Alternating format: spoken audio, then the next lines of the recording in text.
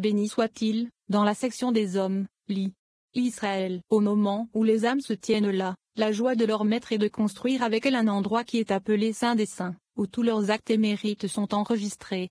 19. La seconde armée est désignée pour réciter des poèmes, dans les 4 heures suivantes. Mais ils ne récitent des poèmes que pendant 2 heures avant minuit, lorsque le Saint, béni soit-il, c'est la colonne centrale, entre dans le jardin d'Éden. 20. Et ces anges de la deuxième veille sont les pleureurs de Sion après la destruction du temple, car ils pleurent la destruction du temple. Au début des 4 heures suivantes, qui sont le secret de la colonne de gauche, à laquelle l'autre côté s'attache principalement, ils s'ouvrent et disent, près des fleuves de Babylone, là nous nous sommes assis, et nous avons aussi pleuré, en nous souvenant de Sion. Tehillim 137. Et ce sont eux, qui pleurent près des fleuves de Babylone, avec Israël. C'est le sens du verset et nous avons aussi pleuré, car le sens de aussi est que nous avons aussi pleuré comme les anges. Et comment savons-nous qu'ils ont pleuré là-bas? Il est écrit, voici que les puissants crient dehors. Ésaïe 33 2.7. Qu'est-ce qu'il y a dehors? C'est Babylone, car tous les anges ont escorté la Shechina jusqu'à Babylone, se sont assis là et ont pleuré avec Israël, et c'est pourquoi ils ont commencé par ceci, par les fleuves de Babylone et ont conclu par souviens-toi, Hachem, contre les enfants d'Édom. Tehillim 137 2.7.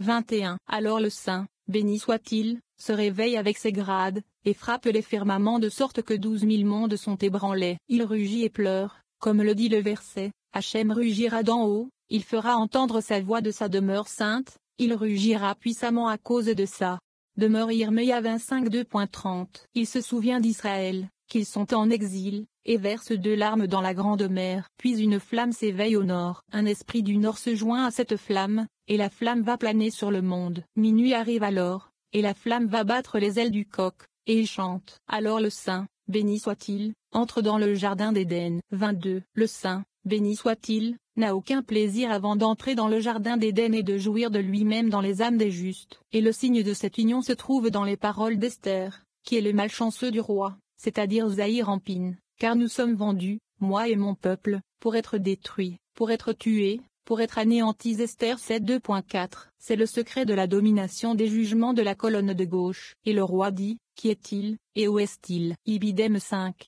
Et elle dit, ce méchant amant. Ibidem 6. C'est-à-dire la clipa qui est tirée de la colonne de gauche. Et puis et le roi, sortant du banquet de vin, dans sa colère, alla dans le jardin du palais. Ibidem 7, c'est-à-dire au jardin d'Éden. 23. Lorsque le Saint, béni soit-il, entre dans le jardin d'Éden, tous les arbres du jardin et toutes les âmes des justes s'ouvrent et disent, relevez la tête, ô portes, qui est ce roi de gloire, relevez la tête, ô portes. Tehillim 24, 7, 8. Et lorsque les âmes des justes qui sont sur terre retournent dans leur corps, tous ces anges les encouragent et disent, voici, bénissez Hachem, vous tous, serviteurs de Hachem. Tehillim 134. Nous avons appris que le troisième hôte dit ce verset dans les 4 dernières heures, qui sont la colonne centrale. 24. Et la troisième armée récite des poèmes jusqu'à ce que la lumière du matin se lève et alors toutes ces étoiles et constellations louent leur maître et tous ces archanges qui gouvernent le jour, ainsi que ceux qui sont tirés de Zahir Ampin, tous louent leur maître et récitent des poèmes. C'est ainsi qu'il est dit,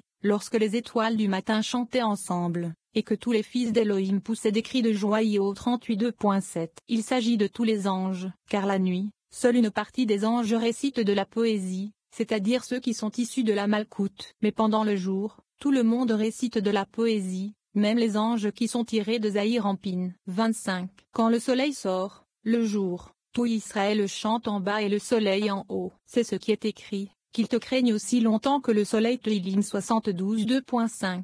Lorsque le soleil entraîne ses roues, une voix agréable se met à chanter. Que chante-t-elle? Elle chante au, remercie Hachem, invoque son nom. Chantez pour lui, chantez des psaumes pour lui. Tehillim 105, -2. Et les Israéliens louent le Saint, béni soit-il, tous les jours. C'est le sens du verset qu'il te craigne aussi longtemps que le soleil. Et bien que nous ayons établi cette écriture, Rabbi Elazar a dit, si les habitants du monde n'avaient pas le cœur dur et les yeux bandés, ils n'auraient pas pu supporter la douce voix de la roue du soleil, lorsqu'elle roule et loue le Saint, béni soit-il. Tel est le sens de qu'il te craigne aussi longtemps que le soleil. 3. L'ange de la mort est présent parmi les femmes à la lumière du jour. Les rabbins se lèvent après avoir étudié la Torah et vont voir Rabbi Shimon. Celui-ci les avertit de ne pas sortir car l'ange de la mort est dans les parages et a la permission de détruire qui il veut. Rabbi Shimon explique que l'ange de la mort peut demander justice devant Dieu en répétant les offenses de quelqu'un, lorsque la personne est condamnée, l'ange de la mort la tue. Lorsqu'un homme mort est emmené au cimetière, l'ange de la mort se trouve parmi les femmes, les hommes ne doivent donc pas regarder les femmes. Les anciens sages ont décrété qu'un chauffard devait être soufflé lorsque le mort était emmené de sa maison, afin que l'ange de la mort n'ait aucun pouvoir sur les vivants. Ensuite, nous entendons que lorsqu'Israël a fait le veau et que beaucoup sont morts, l'ange de la mort était parmi les femmes à l'intérieur du camp d'Israël. Moïse a vu cela.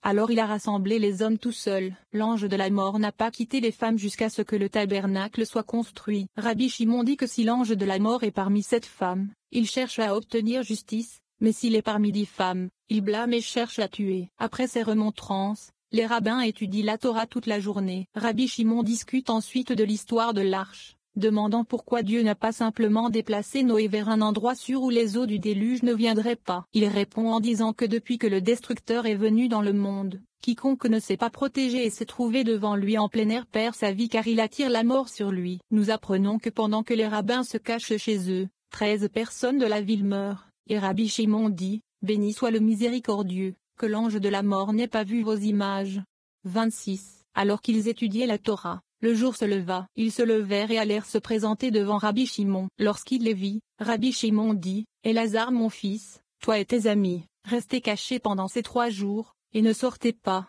car l'ange de la mort est en ville et a la permission de causer des dégâts. Puisque la permission a été donnée au destructeur, il peut détruire quiconque se présente devant lui. » 27. De plus, lorsque lui, l'ange de la mort, veut détruire une personne, il se lève pour accuser cette personne et répète ses offenses. Il demande justice devant le Saint, béni soit-il, et ne part pas avant que cette personne ne soit condamnée, et que la permission ne soit donnée. Puis il le tue. 28. Rabbi Shimon a dit, par Elohim, c'est-à-dire qu'il a juré au nom d'Elohim. La plupart des gens ne meurent pas avant leur heure, sauf ceux qui ne savent pas se protéger, car lorsqu'un homme mort est emmené de sa maison au cimetière, l'ange de la mort est parmi les femmes. Pourquoi est-il parmi les femmes? Parce que c'est sa façon de faire depuis qu'il a séduit Ève qu'à travers elle il a apporté la mort au monde entier. C'est pourquoi lorsqu'il tue un homme, et que les hommes sont avec les morts, l'ange de la mort entre parmi les femmes, sur le chemin du cimetière.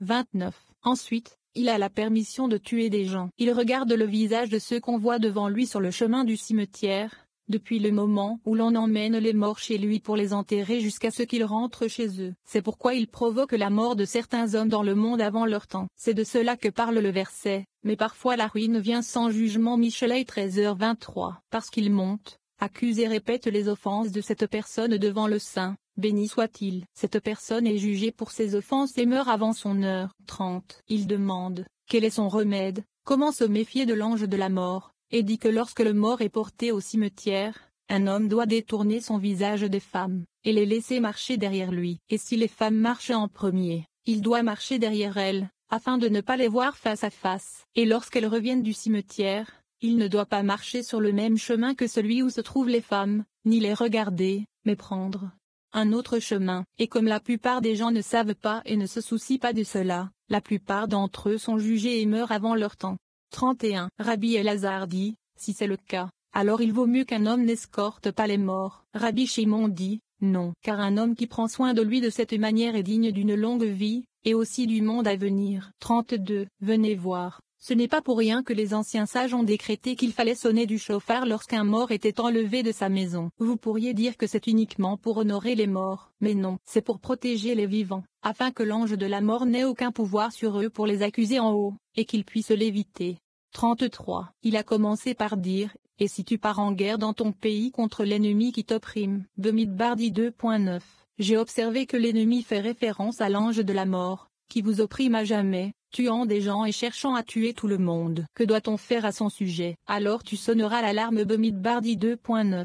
Le jour de Rosh Hashanah, le nouvel an juif, qui est le jour du jugement dernier, l'ange de la mort descend pour examiner les actes des gens, puis remonte et les poursuit. Et les Israéliens, qui savent que l'ange de la mort descend puis monte pour être leur procureur, soufflent le chauffard tôt et se plaignent de lui afin qu'il n'ait aucun pouvoir contre eux, et afin de se protéger.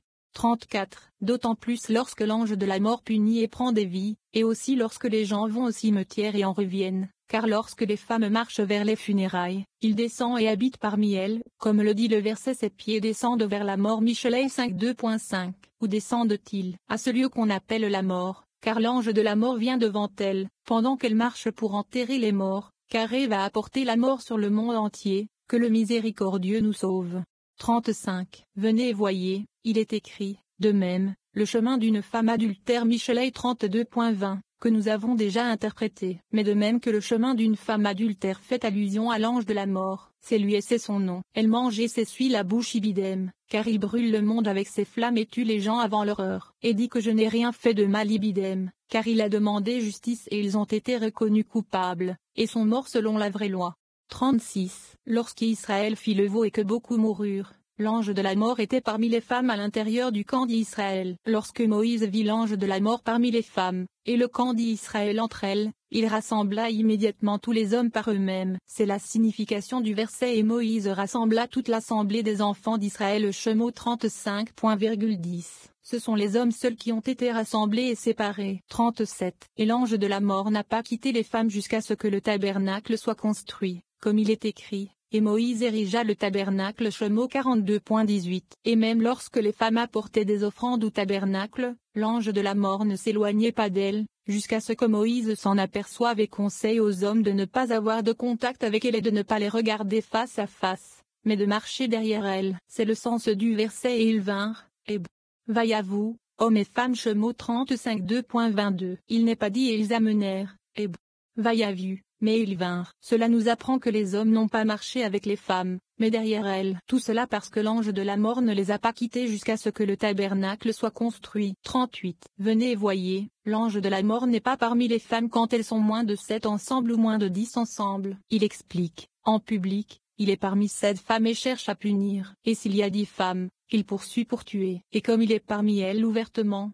il est écrit, et ils sont venus, hommes et femmes, visent derrière leur dos. Comme il est dit plus haut, et tous les amis étaient vigilants ce jour-là et étudiaient la Torah. 39. Rabbi Shimon ouvre la discussion en disant, et Hachem dit à Noé, viens dans l'arche, toi et toute ta maison. Bereshit 7. Nous avons déjà expliqué ce verset. Mais voyons, le Saint, béni soit-il, ne pouvait-il pas garder Noé à un endroit du monde, de sorte que lorsqu'il y aurait une inondation, elle n'atteindrait pas cet endroit particulier? C'est ce qui a été dit à propos de Gidon, qu'il soit maintenant seulement sec sur la toison. Shoftim 6h40. Ou ne pouvait-il pas le garder dans le pays d'Israël, dont il est écrit, et sur lequel il n'a pas plu au jour de l'indignation? Yeshézéchiel 22h24, ce qui signifie que le déluge n'est pas venu sur lui?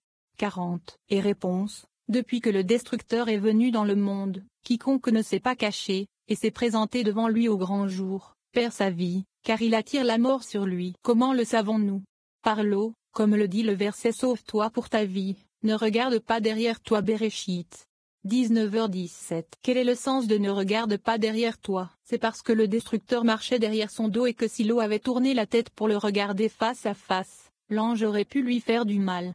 41. C'est pourquoi il est écrit de Noé, et Hachem l'enferma. Bereshit 7h16. Afin qu'il ne soit pas vu par le destructeur et que l'ange de la mort n'ait aucun pouvoir sur lui. Et pendant que les amis se cachaient chez eux, 13 hommes de la ville sont morts. Rabbi Shimon dit, béni soit le miséricordieux, que l'ange de la mort n'ait pas vu vos images. 42. Et Moïse rassembla. Il répète la construction du tabernacle une deuxième fois, comme auparavant dans la portion de Truma. Rabbi Shia dit, tout se passe comme nous avons appris que la construction du tabernacle a été faite uniquement par Israël et non par la multitude mixte, car la multitude mixte a attiré de nouveau l'ange de la mort et il est descendu dans le monde. Comme Moïse a vu cela, il a jeté la racaille d'or et a rassemblé uniquement Israël. C'est écrit dans le verset, et Moïse rassembla, et non pas comme dans la Truma, où il était dit, de tout homme dont le cœur le promet. Shemo 25.2. Car la multitude mixte faisait partie de la congrégation, et par conséquent, il était nécessaire de dire la construction du tabernacle une deuxième fois. 4. Qui est monté au ciel,